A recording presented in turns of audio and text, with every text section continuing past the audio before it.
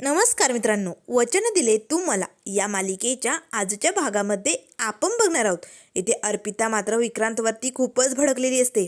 तू जे काही कांड करून ठेवलंय ना ते खूप मोठं आहे आणि हे जर डॅडींना कळालं ना तर तुझ्या गळ्यात लग्नाचा हार नाही तर तुझ्या हातात पोलिसांच्या बेड्या पडतील. त्यामुळे आता हा मूर्खपणा थांबव. आता मी जे म्हणेल तेच करावं लागेल असे म्हणत अर्पिता तिकडे लगेच रागातच निघून जाते.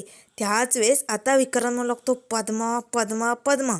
या पद्माला उचलावं लागतंय आणि सगळं काही हिशोब क्लिअर करावे लागतात. एकदा का ही पद्मा गायब झाली की विषय संपला असे आता विक्रांतने ठरवलेलं असतं. तर इथे पद्मा आणि चिंटू दोघेही रात्री झोपलेले असतात. त्याच वेळेस आता ऊर्जा येते. ऊर्जा मात्र जोरजोरात दरवाजा वाजू लागते. पद्माला मात्र ते भयंकर स्वप्न पडत असतं. म्हणजे कशी ती 4 मुले तिच्या मागे लागलेली असतात, तिला त्रास देत असतात, हे सगळं काही तिला आठवू लागतं. पद्मा आता जागी होते आणि जोरात ओरडते. पद्मा खूप घाबरलेली असते. त्याच वेळेस दरवाजा ठोठावू लागतो. आता पद्मा पटकन दरवाजाजवळ येते आणि बघते कोण आहे असा आवाज देऊ लागते. तर आता लगेच बाहेरने ऊर्जा म्हणू लागते, पद्मा घाबरू नको, मी आहे ऊर्जा. आता पटकन पद्मा दरवाजा उघडते आणि म्हणू लागते, ताई तू. आता पद्माला एवढं घाबरलेलं बघताच ऊर्जा म्हणू लागते, काय झाले पद्मा? अगं भयंकर स्वप्न पडलं का? तुझ्यासोबत जे घडलं ते आठवलं? तेव्हा पद्मा म्हणू लागते, हो ताई. त्यावर आता ऊर्जा विचारू लागते, मग काय ठरवलंयस तू? तुला तक्रार करायची आहेस की नाही? तेव्हा पद्मा म्हणू लागते, नाही ताई, मी किती वेळा सांगू तुला, मी नाही तक्रार करू शकत. तेव्हा लगेच ऊर्जा म्हणू लागते, हे बघ पद्मा, आज तुला वाटत असेल 99% की आपण तक्रार करू नये, पण उद्या जर तुला 1%ही वाटलं ना की आपण तक्रार केली असती तर बरं झालं असतं, तर त्याचा उपयोग होणार नाही पद्मा. आपल्याला जे काही करावं लागेल ते आज 24 तास होण्याच्या आतच करावं लागेल. त्यासाठी मेडिकल रिपोर्ट पाहिजे पद्मा. आणि जर आज आपण हे रिपोर्ट काढले नाही ना तर मग आपली केस पोलीस स्टेशनमध्ये जाणारच नाही. त्यामुळे प्लीज पद्मा माझं ऐक, आपल्याला मेडिकल रिपोर्ट तयार करावे लागतील. तेव्हा पद्मा म्हणू लागतं, ठीक आहे ताई, तू म्हणतेस ना तर आपण मेडिकल करून घेऊया, चल आपण निघूया. तेवढ्यात लगेच ऊर्जा विचारू लागते, पण पद्मा, त्या दिवशी तू जे कपडे घातले होते ते धुतले नाही ना? तेव्हा पद्मा म्हणू लागते, नाही ताई, ते मी आतमध्येच ठेवले. त्यावर ऊर्जा म्हणू लागते, आपल्याला लागतील ते पुरावा म्हणून तेवढे घेऊन येतेस का? आता मात्र पद्माला मेडिकल रिपोर्ट करण्यासाठी इथे ऊर्जाने तयार केलेलं असतं. तर आता दुसऱ्या दिवशी सकाळी सकाळी शौर्य न्यायालयात हजर झालेला असतो. आता त्याच्या वडिलांच्या हाताखाली जी काही वकील लोक असतात ना ती आता शौर्याला केसबद्दल काही माहिती सांगत असतात. तेवढ्यात आता तिकडे पद्माही हजर झालेली असते आणि पद्माचे मेडिकल रिपोर्टही ऊर्जाला मिळालेले असतात. तेव्हा आता फोनवरती बोलतच ऊर्जा न्यायालयात येते. तेवढ्यात समोर शौर्य दिसू लागतो. शौर्य मात्र आता ऊर्जाकडे बघू लागतो. त्याच वेळेस ऊर्जा म्हणू लागते, शौर्य, तू सकाळी सकाळी इथे काय करतोय? तेव्हा शौर्य म्हणू लागतो, मी पार्टी करायला आलोय. आता हे न्यायालय आहे, मी एक वकील आहे, वकील आता न्यायालयात नाही येणार तर कुठे येणार?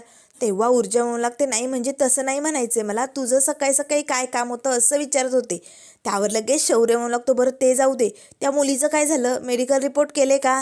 आता ऊर्जा हो म्हणणार तेच तिला तिच्या आईचं बोलणं आठवतं. हे बघ ऊर्जा, केस लढायची असेल ना आणि ती जिंकायची असेल तर पुरावे गोळा करायचे, पण कुणाच्या कानालाही खबर न लागता, कुणालाही सांगायचं नाही, थेट डायरेक्ट कोर्टातच पुरावे दाखवायचे. तेव्हा आता ऊर्जा लगेच शौर्याशी खोटं बोलते, तुला काय करायचंय? माझी केस आहे ना, मी बघून घेईल. फक्त मला जेव्हा गरज लागेल ना तेव्हा पुरावा म्हणून कोर्टात ये आणि साक्ष दे. ते ऐन वेळेस नाही म्हणशील आणि मला तोंडावर पाडशील. आता शौर्य मात्र या ऊर्जाकडे बघू लागतो. तेव्हा ऊर्जा म्हणू लागते, देशील ना, साथ देशील ना, पुरावा म्हणून येशील ना, बोल ना. तेव्हा शौर्य म्हणू लागतो, येईल की. त्याच वेळेस आता लगेच शौर्य विचारू लागतो, पण तुम्ही तक्रार का केली नाही? तेव्हा आता ऊर्जा सांगू लागते, केली होती ना. तक्रार करण्यासाठी सगळा गेम झाला होता. आम्ही पोलीस स्टेशनला पद्माला घेऊन गेलो होतो, पण तिकडे तो आला आणि सगळं काही त्याने वाट लावून टाकली. तेव्हा शौर्य म्हणू लागतो, तो कोण? त्यावर पद्माचा बॉस, तो हर्षवर्धन जहागीरदार. त्याचा आता इथे ऊर्जाला खूपच राग आलेला असतो. तेव्हा ऊर्जा म्हणू लागते, तोच ना, तो हर्षवर्धन जहागीरदार स्वतःला लय मोठा वकील समजतो ना. आला तिथे कोर्टात, त्या पोलीस स्टेशनमध्ये येताच पोलिसांना 4 ढाचे काय दिले, लगेच त्या पोलिसांनी त्या 4 पोरांना सोडून काय दिलं? स्वतःला समजतो तरी काय? पोलिसांकडनं पैसे उकळतो की काय? हे बघ, तो असेल कोणी मोठा वकील, पण मी पण ज्युनियर आहे म्हणून हार मानून घेणार नाही. मी पण त्या पोरांना नाही जेलची हवा दाखवली ना तर नावाची ऊर्जा नाही. तेव्हा लगेच आता शौर्य मनाशीच म्हणू लागतो, रे बापरे, हर्षवर्धन जहागीरदार म्हणजे ही माझ्या डॅडींबद्दल बोलते. तेव्हा ऊर्जा म्हणू लागते, तो हर्षवर्धन जहागीरदार स्वतःला काय समजतो कुणास ठाऊक, पण एक गोष्ट लक्षात ठेव हर्षवर्धन जहागीरदार, तू एक नंबरचा झोलर आहे झोलर. आता मात्र आपल्या डॅडींबद्दल हे सगळं ऐकताच शौर्यला राग येतो. तेव्हा शौर्य म्हणू लागतो, हे बघ ऊर्जा, असं विनाकारण कुणाबद्दल काही बोलू नये. तेव्हा ऊर्जा म्हणू लागतो, रे बापरे, तुला एवढा का राग येतो? तो तुझा कोण लागतो बोल ना. आता शौर्य मनाशीच म्हणू लागतो, नाही नाही, मी जर हर्षवर्धन जहागीरदारचा मुलगा आहे हे समजलं तर माझ्या प्रेमाची केस तर इथेच संपून जाईल. नाही नाही नाही, मला हे सांगून जमणार नाही. त्याच वेळेस ऊर्जा म्हणू लागते, त्याच्यामुळे माझ्या वडिलांचं करिअर संपलंय. माझे वडील आमच्या आयुष्यातनं निघून गेले, सोडणार नाही मी त्या हर्षवर्धन जहागीरदारला. तेव्हा लगेच शौर्य म्हणू लागतो, म्हणजे वडिलांचं करिअर कसं संपू शकतं त्यांच्यामुळे? उगाच कुणावरती कसलेही पुरावे नसताना आरोप लावत जाऊ नको ऊर्जा. तेव्हा ऊर्जा म्हणू लागते, ए बाबा गप्प बैस ना, आमच्या फॅमिलीतलं तुला काही माहिती आहे का? नाही ना, मग तू मध्ये काही बोलू नको. त्या हर्षवर्धन जहागीरदारला किती पैसे उकळू दे, किती काही करू दे, पण माझ्या वडिलांनी एक न्याय शिकवला, सगळ्यांशी समान वागायचं आणि समानतेनेच न्याय मिळवायचा. मग बघ, न्यायालयात सन्मानच मिळतो.